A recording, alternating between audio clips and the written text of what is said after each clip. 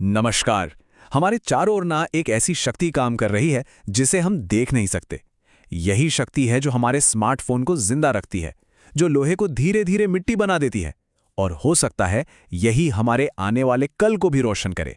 इसे ही कहते हैं विद्युत रसायन। तो सवाल ये उठता है कि एक स्मार्टफोन की बैटरी, एक जंग लगी हुई कील और हमारे भविष्य की क्लीन एनर्जी, इन तीनों में भला क्या कॉमन हो सकता है? जवाब सिर्फ एक है, वैद्युत रसायन। और आज हम इसी कमाल के साइंस की दुनिया में उतरने वाले हैं।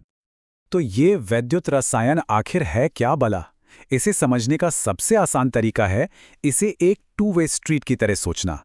एक ऐसी सड़क जहां केमिकल एनर्जी बिजली में बदल जाती है और फिर बिजली वापस केमिकल एनर्जी में। मतलब ये वो साइंस है जो इन दोनों के बीच के रिश्ते को समझाता है। और इस पूरे कॉन्सेप्ट की चाबी ना बस इस एक एनोलॉजी में छुपी है।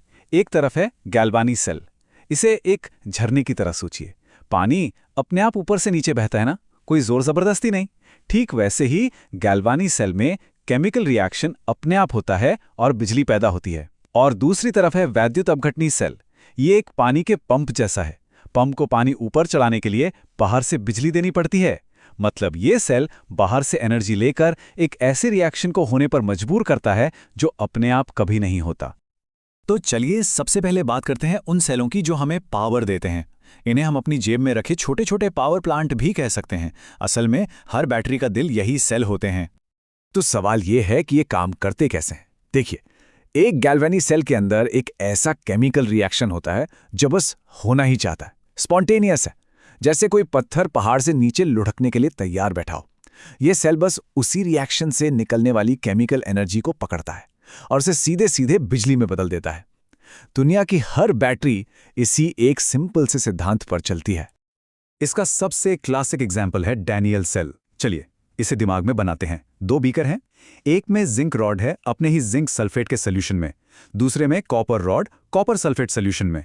अब जैसे ही हम इन दोनों को एक तार और एक सॉल्ट ब्रिज से कनेक्ट करते हैं, बूम, एक तरह का जादू होता है।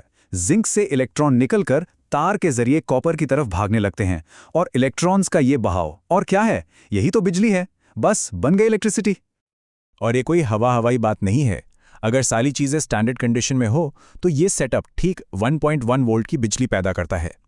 अभी नंबर सुनने में शायद छोटा लगे, पर यह इस बात का पक्का सबूत है कि कैसे केमिस्ट्री सीधे सीधे करंट बना सकती है।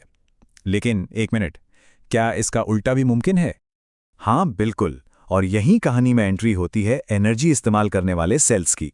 ये वो मैदान है जहां हम बिजली का इस्तेमाल करके केमिस्ट्री को अपने हिसाब से चलाते हैं, उसे वो करने पर मजबूर करते हैं जो वो खुद से नहीं करना चाहती।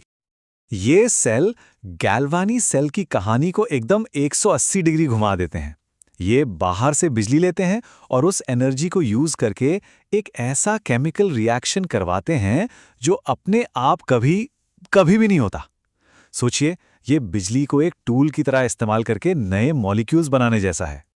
तो इन दोनों के बीच का जो सबसे बड़ा फर्क है वो यही है। इसे एकदम साफ साफ समझ लेते हैं। गैल्वानी सेल एक स्पॉन्टेनियस रिएक्शन से बिजली बनाता है। वैद्युत अपघटनी सेल बिजली खर्च करके एक नॉन स्पॉन्टेनियस रिएक्शन को करवाता है।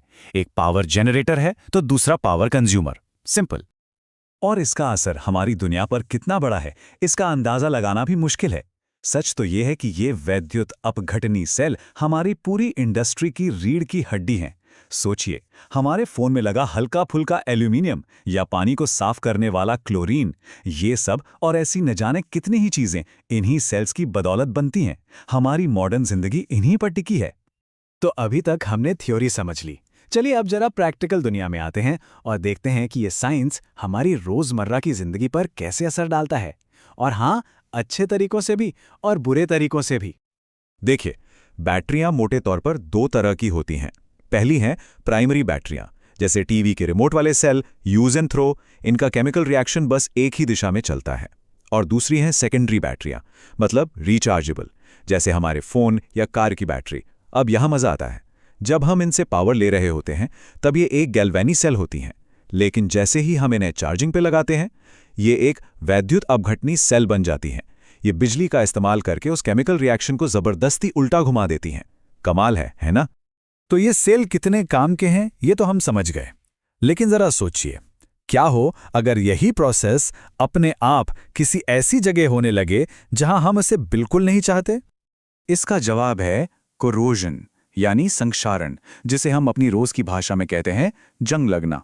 सच तो यह है कि जंग लगना कुछ और नहीं बल्कि कुदरत का बनाया हुआ एक अनचाहा गैल्वेनिक सेल है। एक ऐसी नेचुरल बैटरी जो फायदा पहुंचाने की बजाय धीरे धीरे मेटल को ही खा जाती है। जंग लगने का पूरा प्रोसेस प्योर इलेक्ट्रोकेमिस्ट्री है। बस 3 चीजें चाहिए होती हैं: लोहा, पानी और हवा की ऑक्सीजन। होता क्या है कि लोहे की सतह पर कोई एक जगह एनोड बन जाती है, मतलब हमारी बैटरी के जिंक की तरह, और वहां से इलेक्ट्रॉन निकलने लगते हैं। ये इलेक्ट्रॉन मेटल में से ही ट्रैवल करके किसी दूसरी जगह पहुंचते हैं जहां वे ऑक्सीजन और पानी से मिल जाते हैं, और इस पूरे खेल का नतीजा आयरन ऑक्साइड, वही भूरे रंग की पपड़ी जिसे हम जंग कहते हैं। तो एक तरफ तो ये साइंस चीजों को बर्बाद कर सकता है, लेकिन कहानी का दूसरा पहलू भी है, और वो ये है कि इसी साइंस में हमारी एनर्जी से जुड़ी सबसे बड़ी मुश्किलों का हल भी छुपा हुआ है। और यही एंट्री होती है फ्यूल सेल की। ये एक बहुत ही स्पेशल टाइप का गैल्वेनी सेल है। देखिए, एक नॉर्मल बैटरी तो इस्तेमाल के साथ खत्म हो जाती है ना? पर फ्यूल सेल तब तक चलता रहता है जब तक उसे लगातार फ्यूल, जैसे कि हाइड्रोजन और हवा से ऑक्सीजन मिलती रहती है। इसे एक ऐसी बैटरी समझिए जिसे चार्ज करने की जरूरत नहीं, बस रिफ्यूल करना होता है। और हाइड्रोजन फ्यूल सेल तो वाकई एक गेम चेंजर है। ये फ्यूल के तौर पर हाइड्रोजन लेता है, हवा से ऑक्सीजन लेता है, और बदले में क्या निकालता है? सिर्फ और सिर्फ साफ पानी। कोई धुआं नहीं, कोई पोल्यूशन नहीं।